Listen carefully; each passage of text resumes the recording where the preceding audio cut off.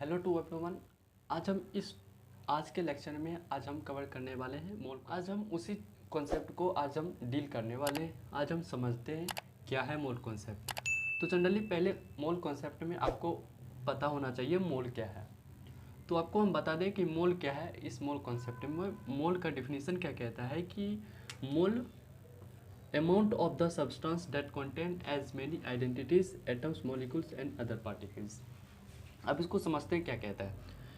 मोल क्या है? Amount of the substance. Substance का अमाउंट बताता है और वह सब्सटेंस में भी एलिमेंट्स एंड कंपाउंड्स कुछ भी हो सकता है। तो अमाउंट क्या है? Amount of the substance that contains as many entities, atoms, molecules and particles. अब वह जो सब्सटेंस है, अब उस सब्सटेंस में आपको देखना है कि वह जो सब्सटेंस है वह एलिमेंट्स है, कंपाउंड है। तो आपको देखना है कि एलिमेंट्स और कंपाउंड जो है उसमें क्या है। एलिमेंट्स में चलिए एटम्स होते हैं।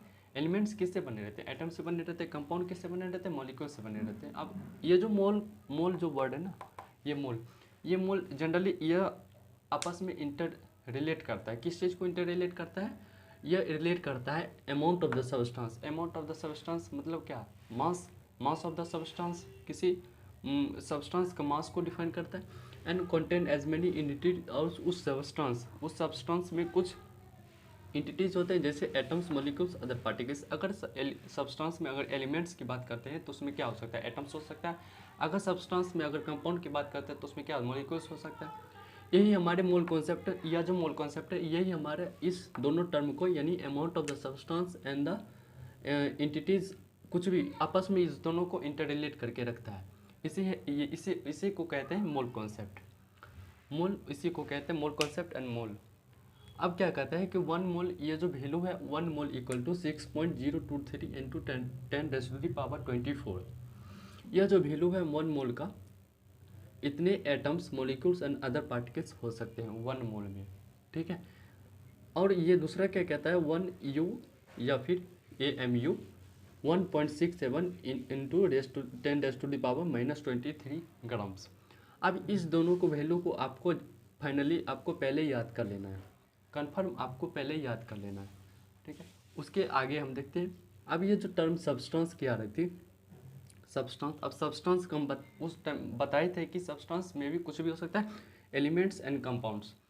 तो आपको क्या करना है कि सब्सटेंस में एलिमेंट्स और ये कंपाउंड। अब एलिमेंट्स में क्या हो सकता है? जैसे हम हाइड्रोजन ले लिए और कंपाउंड में H2O ले लिए। तो ये जो हाइड्रोजन है, इसको हम इसमें क्या, हाइड्रोजन जनरली बनाया रहता है कैसे? एटम से बने रहते हैं। तो इसमें हम एटम से निकाल सकते हैं, मॉलिक्यूल्स निकालेंगे नहीं ना।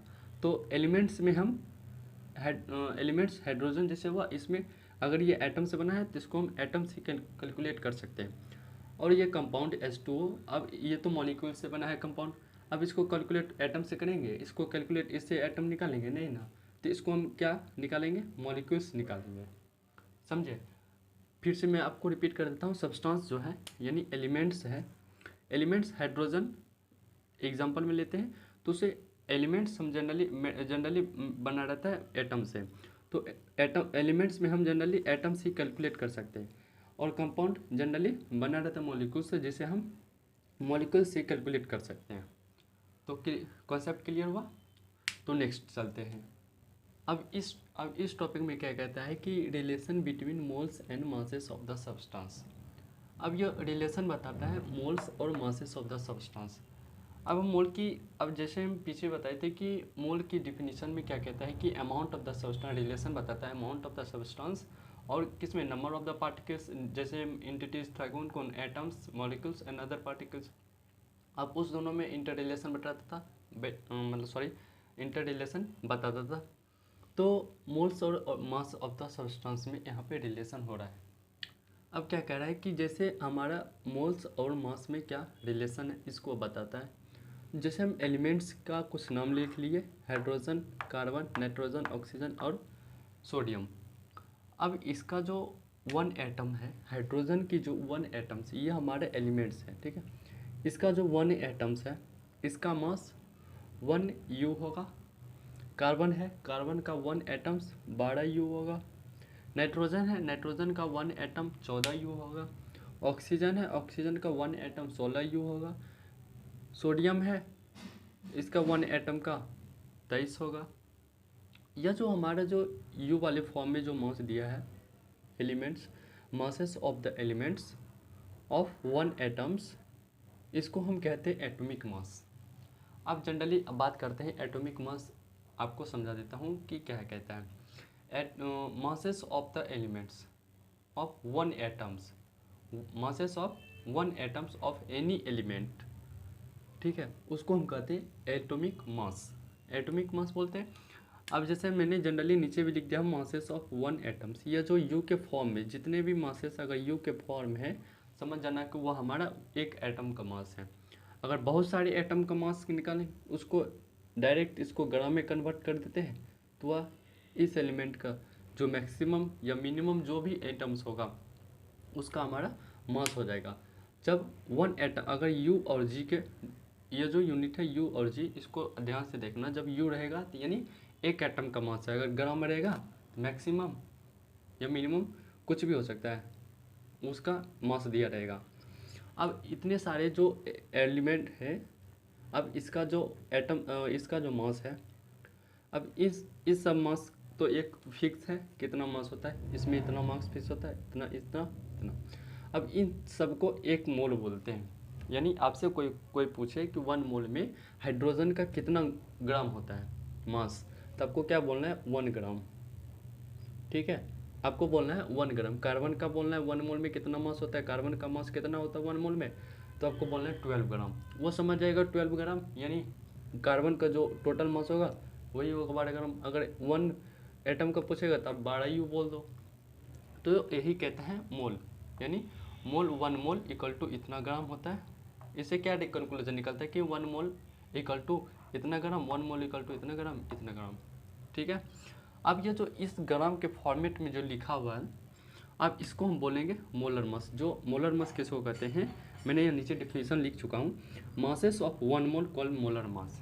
अब जो 1 मोल में जिसका जिसका जो मास है, ठीक है, 1 मोल में जिस एलिमेंट का जो मास है उसको हम बोलेंगे मोलर मास।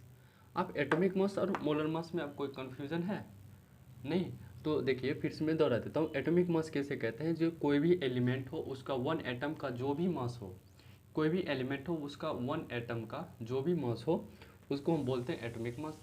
और कोई भी एलिमेंट हो उसका जो मास होगा, यानी पूरे एलिमेंट का जो मास होगा 1 एटम छोड़ के, ठीक है, कुछ भी हो सकते हैं, कितने भी एटम हो सकते हैं, उसका जो मास होगा 1 मोल के लिए उसको हम बोलते हैं मोलर मास, ठीक है। अब नेक्स्ट टॉपिक में क्या कहता है कि नेक्स्ट टॉपिक में देखते हैं। अब नेक्स्ट टॉपिक को देखते हैं।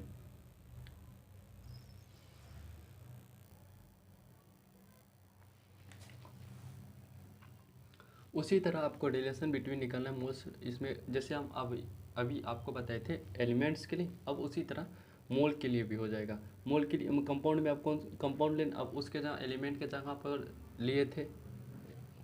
अब इसमें क्या कहता है कि जैसे हम एलिमेंट्स लिए थे कुछ एलिमेंट्स, अब उसके जगह पर हमें कंपाउंड लेना है। कंपाउंड में जैसे H2O, NaOH, CO2 ये लेना है। अब इसका जो मास होगा 1 एटम 1 मोलिकुल्स का, ठीक है, 1 मोलिकुल्स का जो मास होगा उसे मोलिकुलर मास कहते हैं। जो इसके टोटल मास होगा 18 ग्राम, उसको ग्राम मोलिकुलर मास कहते हैं।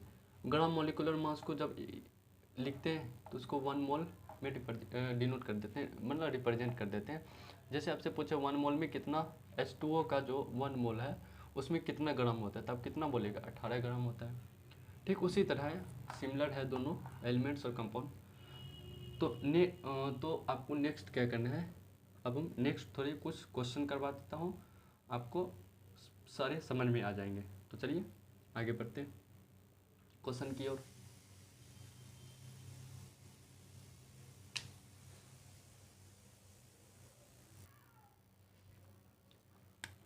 अब इस क्वेश्चन में आपको सॉल्व करना है। अब इस क्वेश्चन को अब इस क्वेश्चन को आप सॉल्व करो, देखते हैं बनता है या नहीं। ठीक है, मैं देखता हूँ ट्राई करके मुझसे बनता है या नहीं। तो इसमें क्या कहता है कि क्वेश्चन नंबर 1 में how many dash are present in 46 gram of sodium. आप बोलोगे कि इसमें डैश क्यों छोड़ रखे हो, मैं आपसे कुछ पूछना चाहता हूँ, तो पूछिए। ठीक है, मैं पूछता हूँ, तो आप बताइए। इसमें क्या कहता है कि यहाँ पर जो सोडियम है, आपको पहले बताना है यह सोडियम एलिमेंट है या कंपाउंड। सोचो सोचो, क्या है, सोडियम है या फिर एलिमेंट है। सॉरी, सोडियम जो है वो एलिमेंट है या कंपाउंड है। आप बोलोगे कंपाउंड, नहीं कंपाउंड नहीं होगा, यहाँ पे एलिमेंट होगा। अब मुझे बताओ, यह जो एलिमेंट होगा, अब एलिमेंट का क्या निकलता है, एटम्स निकलता है या फिर मॉलिक्यूल्स निकलता है। आप बोलोगे एटम्स, सोच लो एटम्स होगा या फिर मॉलिक्यूल्स। नहीं भैया, मैं कंफर्म हूँ ये एटम्स ही होगा, क्योंकि एलिमेंट के लिए एटम्स निकलते हैं, इसलिए मैं यहाँ पे डैश छोड़कर तो यहाँ एटम्स होगा। ठीक है, अब इस क्वेश्चन को करते हैं। अब पिछला डाटा को पहले क्या क्या गिवन है उसको लिख लेते हैं, जो हम पीछे क्या क्या किए उसको हम पहले लिख लेते हैं। इसमें how many atoms are present in 46 gram. आप जनरली आपको बताया था सोडियम का कितना मास होता है, 23 ग्राम्स इक्वल टू 1 मोल। 1 मोल में कितने ग्राम होते हैं सोडियम को, 23 ग्राम होते हैं। अब यहाँ इसको रिवर्स करके लिखते हैं, 1 मोल में 23 ग्राम होते हैं। ठीक है, अब हमें 46 करना है। अगर इसमें 23 में अगर 2 से मल्टीप्लाई करो 46 हो जाएगा, तो 46 ग्राम इधर हो गया, तो इधर भी 2 से मल्टीप्लाई करूँगा 2 मोल हो गया। यानी जो ये हमारा 46 ग्राम है सोडियम का, ये हमारा अगर पूछे इसमें कितना मोल है तो आप बोलोगे 2 मोल है। ठीक है, तो 2 मोल 46 ग्राम। अब इसमें एटम निकालना है। अब जनरली आपको पता है कि 1 मोल में कितने एटम्स होते हैं, 6.023 इंटू 10⁻24 एटम्स होते हैं। तो चलो ठीक है, एटम्स होते हैं। तो 2 मोल के लिए कितना होगा, हमें तो 46 ग्राम के निकालना है, यानी 46 ग्राम 2 मोल, यानी 2 मोल के कितने होंगे, तो इसमें 2 से मल्टीप्लाई कर दो। अब इसका क्या डाटा आएगा, 2 से 3 का 6, 2 का 4, 0, 12 इंटू एटम्स, इसका इतना आंसर आएगा। ठीक है, अब इसी तरह से आपको जनरली कुछ नहीं करना है, आपको 4 जो चीज़ें बताई थी, 2-3 बातें बताई थी, आपको जनरली उसको फॉलो करो, क्वेश्चन तो सारे बनेंगे। आप फॉलो क्या करना है आपको, देखो मैंने बताया था 1 मोल जो होता है, यानी कोई भी एलिमेंट या फिर कोई भी एटम, कोई भी एलिमेंट या फिर कोई कंपाउंड दिया रहेगा, उसका जो मास होगा उस एलिमेंट का, हाइड्रोजन का मास 1, कार्बन का 12, जैसे होता उसका जो मास होगा, पूरे एलिमेंट का जो मास होगा एलिमेंट का, वो हमारा 1 मोल में जितना ग्राम आएगा उसके, यानी उतना मोल, मतलब जो ग्राम आएगा उसको हम बोलेंगे 1 मोल। ठीक है, अब 1 मोल में कितना पार्टिकल्स होता है, 6.3 इंटू 10⁻24 ग्राम। 1 यू में कितना होता है, 1.6,